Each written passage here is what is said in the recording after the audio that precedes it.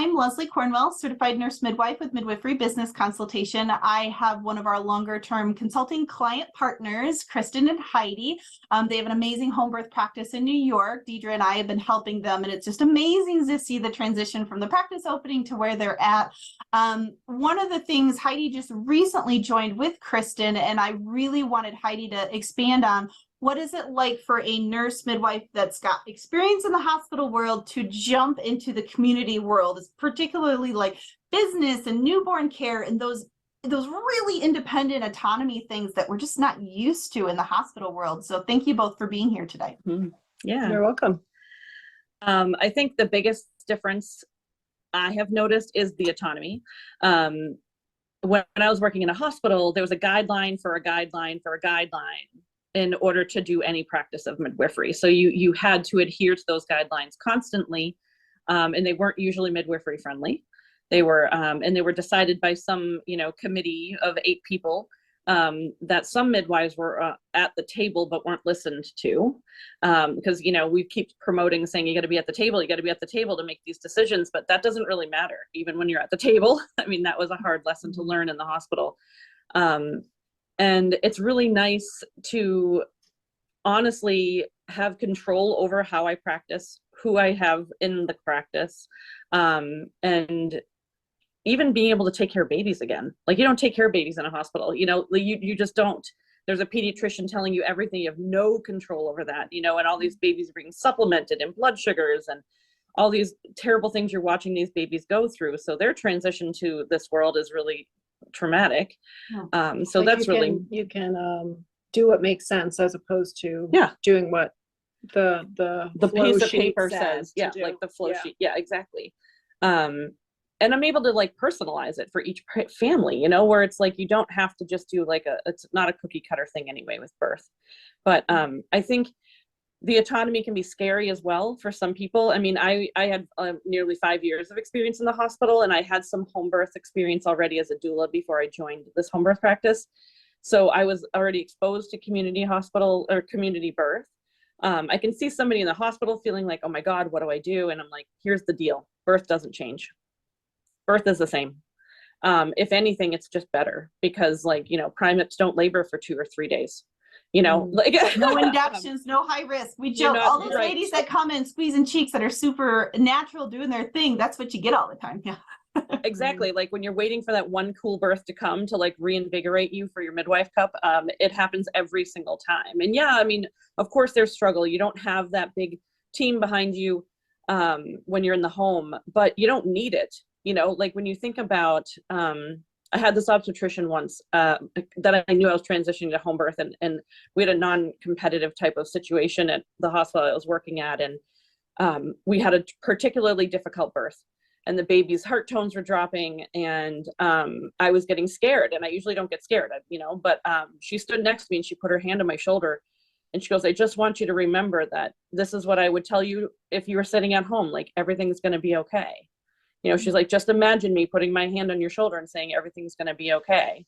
And I've had that one time so far where I'm like envisioning her do that, where it's like, you have to kind of come up with other ways of what is your next person that you can talk to. I have Kristen, obviously, so like I can call her anytime, which is phenomenal. You don't do that in the hospital either with your partners in the midwife world. Like if you call your midwife who's off call, they'd be like, why are you calling me?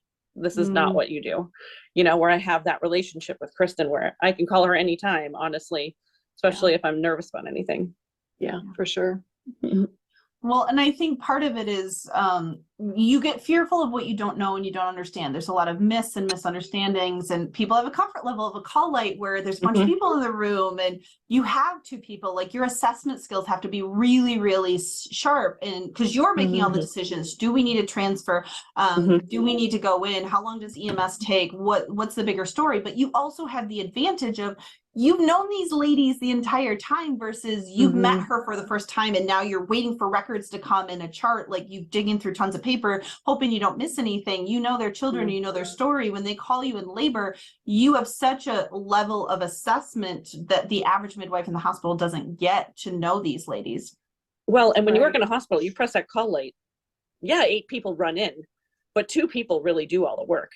that happens, It right? just So adds like, chaos. it just adds chaos, right? Exactly. Where it's like, when we have a nurse that comes with us to all of our births, and she's trained in NRP and she does IV stuff. Like we balance each other out, you know, where it's like, you have better control, honestly, where like it can stay calm, you know. Like I had a 'Cause situation. you're also working with the same people all the time. So you get really connected. Yeah, like it's how almost you like those wink wink eye, you know, you don't have to even verbally Subtle little communicate. cues. Yep. Mm-hmm. Yeah. Mm-hmm. But like we had a baby the other day who just came super fast and was shocked and didn't want to breathe, and it was like the first time I've had to do breaths with a baby, and it was really smooth and it was calm. Mm-hmm. It wasn't like freak the mom out and freak the dad out. It was like completely relaxed, and we handled it fine. Yep. You know, so it's like I remind myself that we have the same tools in the home that we have in a labor room. Mm-hmm. The only thing we don't have is a surgical suite. And I would challenge any midwife who's ever worked in OB. When's the fastest C-section you've had, right? Like Mm-hmm. I have had very fast C-sections because I worked at a unit where it could be 7 minutes. Like that literally could be that, but that's not heard It's of. not the It's standard. unheard of everywhere else, right? Yeah. So like it's usually a 45 minutes to an hour before you actually have a C-section. So like that's Mhm. plenty of time to get to a hospital. Right. So I think it's this misnomer that you have this safety net that you don't really have. I mean, it's literally a misunderstanding. Yeah. Well, and a lot of it is people are thinking of, oh my gosh, this lady came in on drugs and cocaine and all this stuff and all this crap we had to do to her. And I'm like, we have low risk healthy ladies. You have to separate everything you see in the hospital to the low risk healthy ladies that just come in. We're not inducing them. They don't have hypertension and all these complexities that do cause a lot of the risk. Like even if you are doing NRP, you're keeping the cord intact. The mom's holding the baby. You usually Right. do a little puffs of PPV. We reinforce to give a little breathing carbon dioxide in front of the baby, and it's calm. Like we get to determine the anxiety and stress level in the room. And get to have, but you also have to, if you've never resuscitated a baby in your life, you never did labor and delivery, you never did it in the hospital, you need to get the training. You need to do like Home Birth Academy and some of these amazing resources, or find a home birth midwife in the area to mentor you. You know what you've done and your competencies, and you have to fill in the gaps. So I guess if you have some examples, Heidi, of what were the biggest things you noticed of maybe newborn care, because I know that's a lot of the anxiety. We're taught it in school, and a lot of times the 5 you have to get signed off, or the postpartum nurse going in the nursery and just doing a normal, versus you're taking care of them the whole first month. Kind of talk about that more. So I am unique in that because I was a pediatric nurse as well. So I was not uncomfortable with that at all. I had such a level of comfort. Like I am probably the opposite of that, where I'm like, I don't resuscitate unless I absolutely need to, you know, like there's very much like I have seen babies work really hard to live many, many times. So, however, I found it as like nice. I liked the fact that I have seen things go wrong all the time in the hospital, being a pediatrics nurse, where I had to take care of babies who were under billy lights, and I had to take care of growers and feeders that, you know, were failure to thrive at home and they would get admitted. That doesn't happen in home birth, right? Like, yes, we evaluate for jaundice, but you know, how often we actually have to do anything with a jaundiced baby is super rare, you know, like it's, we're watching so much more closely, and breastfeeding support so much better. The preventive side is so strong that a lot of these complications people see, they don't realize because of the system did it versus the actual disease process.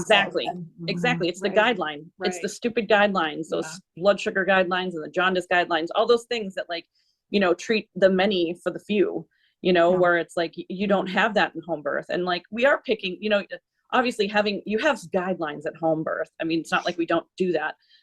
Like Kristen and I sat down and we came up with like, what are we comfortable with? Like, what is our version of low risk, right? Like, you don't have to go by ACNM, because ACNM doesn't really give you much guidance on that. However, we can sit down and go, okay, there's this, like, for example, there's a lot of groups that wouldn't do breech birth. We want to do breech birth because it's something really that we're both very passionate about.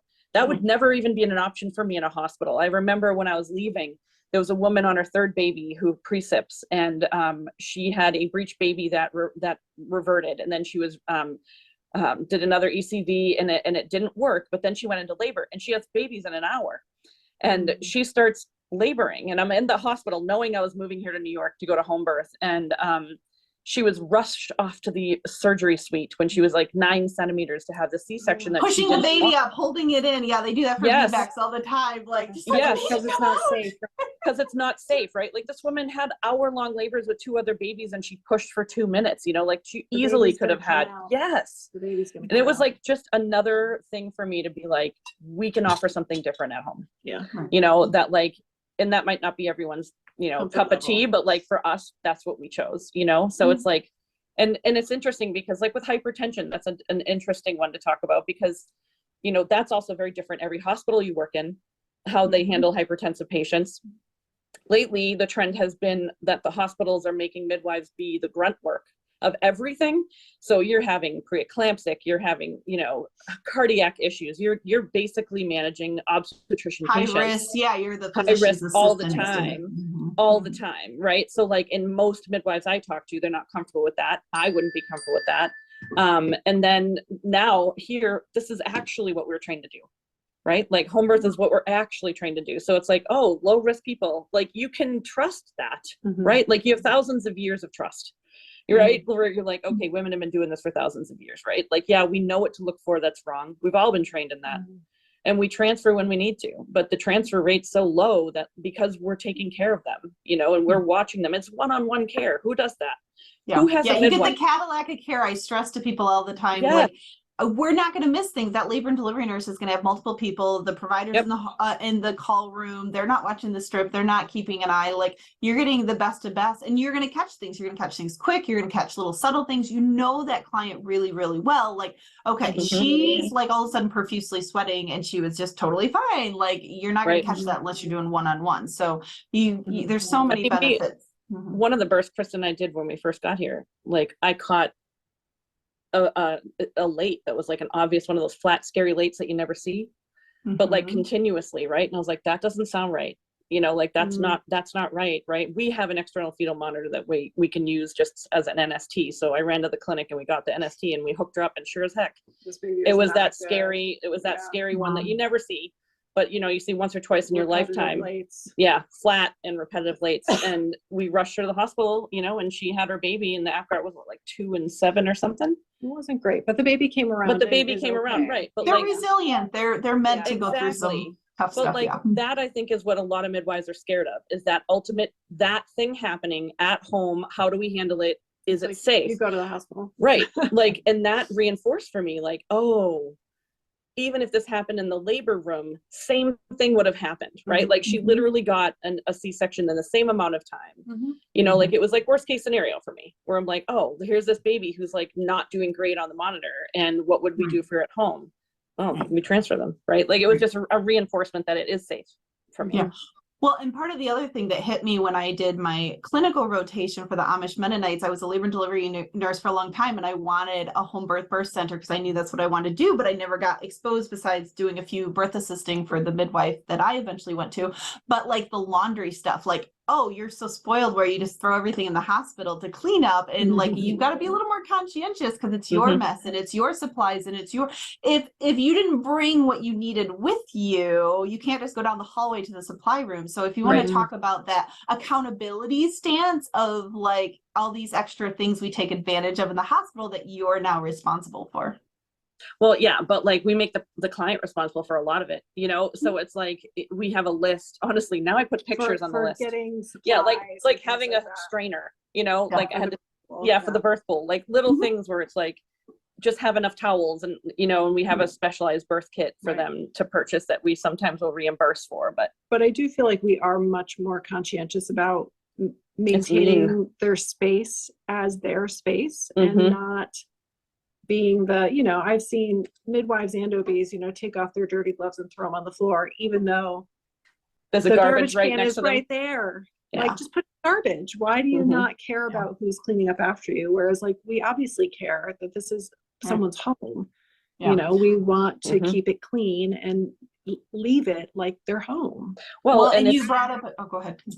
No, it's okay. It's just when you think about, I think that was one of the things I thought about coming out of the hospital. That sounds so stupid, but it was the mess, right? Like how much of it am I going to have to clean up? What am I going to have to do? And it's so minimal. I mean, like Chuck's pads are the same at home as in the hospital.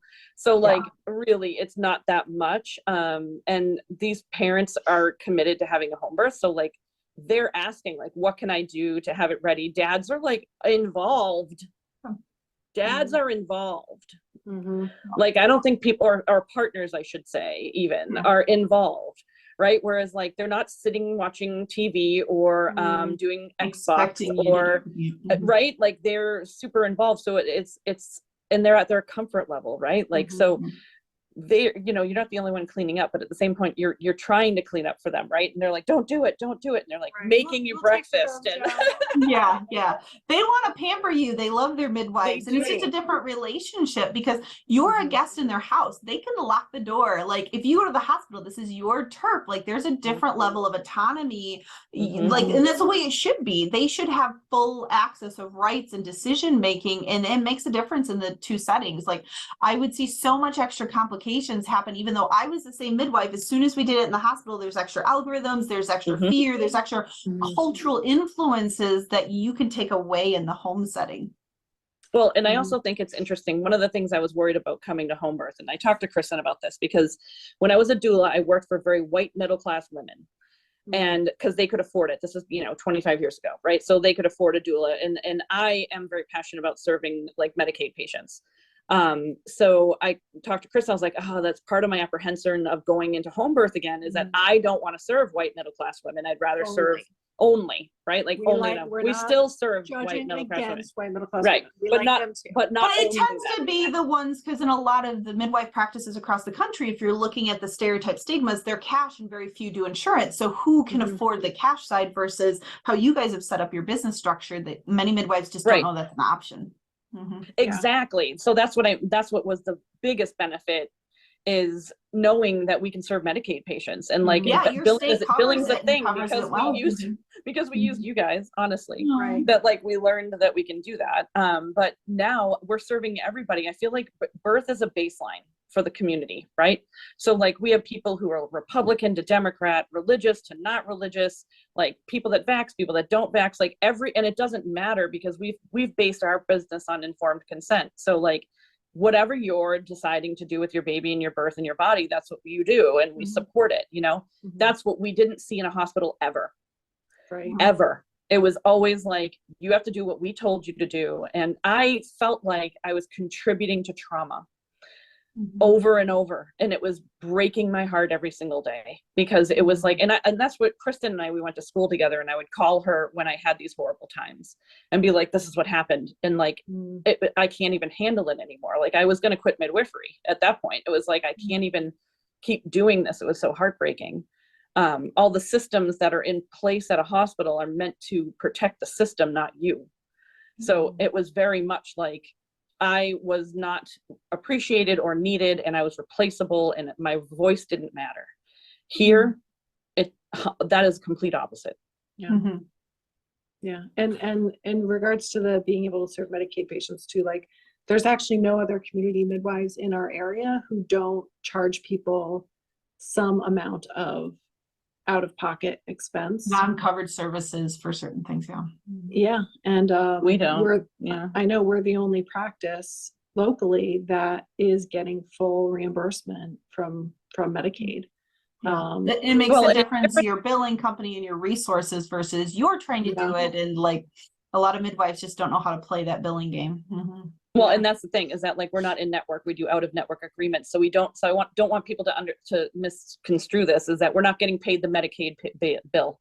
Yes, Medicaid that's really important to stress. Yes, you're not getting paid the terrible Medicaid. We're not getting paid the $1,200 or some stupid thing that Medicaid decides that midwives are worth for birth. It's a agreement that it's basically like how a hospital does, where they do an out of network agreement. So we're getting way more than that, but it makes it functional. And I think, okay, coming from a hospital, you're worried, one, about malpractice. How do you have to pay for that? You're worried also about the resources that you're going to get, like I went from a place that had a pension to not that, so benefits, you know, like the benefits are much less, you know, but I remember even having all these benefits I didn't even know how to utilize in the hospital, you know, like it's like, sure, yes, yes, yes, yes, yes, I'll agree to all those things. So, but you can create those in the community, you know, so now a lot of those resources that I thought I needed, I mean, I do need, but like Chris and I can do it individually, or as a group now, instead of like in the hospital. Yeah. So I think there is more options than people realize going for benefits wise outside of the hospital. Yeah, it's part of your budgets, and then you get to decide what health insurance. Do you want a low deductible? Do you want a high deductible? Do you want this insurance company? You get to meet one-on-one with a financial planner versus they just give you the algorithm of the benefit package, and very few people actually meet with the department's benefit officer that you can. So like, I think people need to, you still want retirement, you still want all the benefits and perks, you want your vacation time counted for. It's just the average midwife doesn't have the business education to know how to accurately make a fee schedule, accurately get the reimbursement needed to cover all those expenses. There's a lot of stigmas. Well, I just have to go without malpractice. I just have to go without insurance because I can't make the numbers work. Yep, 100%. I mean, that's the overwhelming part. I think we're like, we don't have a business degree, right? But like, that's why we hired you guys. Yeah, I've been beyond excited. The train. I wish we had more and more nurse midwives. I mean, CPMs, they know they're not going to get a job at the hospital. They know they're either rarely going to go work for someone else, maybe their preceptor, or they're going to start a practice. There's just this stigma difference of mindset. They don't get any more business education than nurse midwives do, but there's a stigma of that security blanket. I think is a hindrance when nurse midwives are like, well, I'll just work at the hospital. Maybe I'll sell my soul, but I got a paycheck and I don't have to worry about that. Where CPMs don't have that choice. They just open a practice and do their thing. So I wish we had more nurse midwives like you guys, where we can really, I mean, you can tell little hints, but you can make more money. And many nurse midwives, when they set up things well, make double, triple, quadruple what they were in the hospital setting with far less work in their own timeline. So I think we have to get past a lot of those stigmas and understanding of what running a business can look like versus just the stigma people think a home birth center practice looks like. Yep. So any final words you guys would love to add, of words of wisdom, or just anything to help with someone's watching this video and thinks, okay, I'm so close, Heidi, if you said this one little thing, it would make me really call up and figure out how to start a business. Is there anything that hire the midwife? Hire you guys. Oh, you're so sweet. Thank you. No, Deidre honestly, and I have loved it. And it's like, it's obviously you guys have been a huge support for us, but at the same point, like I'm a relationship human. And for me, it's interesting that there's a lot of changes going on in our area, and there's like other midwives that are reaching out to us that want to start home birth practices. And I think having that conversation is really, really important. Because it is the unknown. It's the fear of the unknown. But we know this stuff. Yeah, we know this stuff. Like, we've already been taught this stuff. We've already been doing this stuff. So it's really not a huge jump. It is and it isn't, you know, like Kristen and I balance each other out, you know, like there's some things I'm really good at and some things she's really good at. And that really helps because it makes it so it's not so overwhelming running a business. I do think having a partner is pretty important. I do agree with that as well.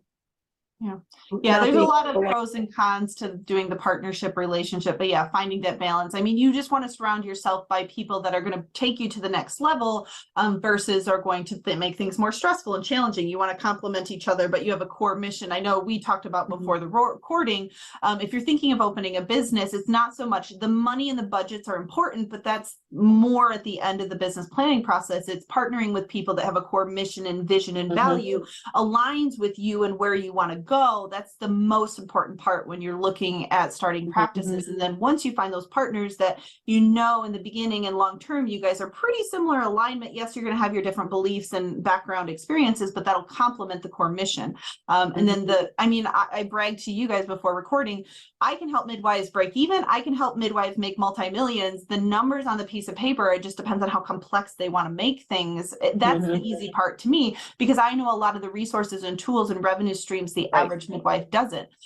So yeah, I think getting midwives to get out of their own glass ceiling effect of what they think a home birth center, private practice, we have tons of nurse midwives doing telemedicine, doing niche businesses, doing women's health clinics. If you don't want to be on OB call, you don't have to be on OB call to start a private practice. So I think just getting midwives to be inspired, like, I can be a business owner, I can do this, but I've got to train, I've got to learn.